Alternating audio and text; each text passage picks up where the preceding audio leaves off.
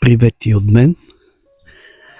Няма нищо по-хубаво от сутрешното спокойствие и планиране на работния ден.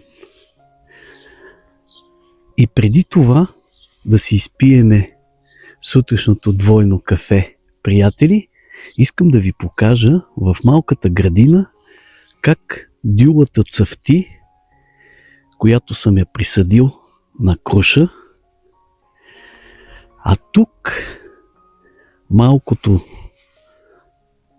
дърво, джудже, ябълка е направо превъзходно красиво със своите цветове.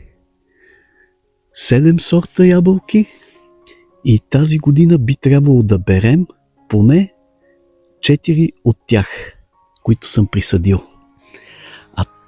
А ето това кайсиено дърво, колумер, искам да ви покажа как няма нужда да чакате късната есен, а можете още сега да премахнете клончетата, които растат навътре.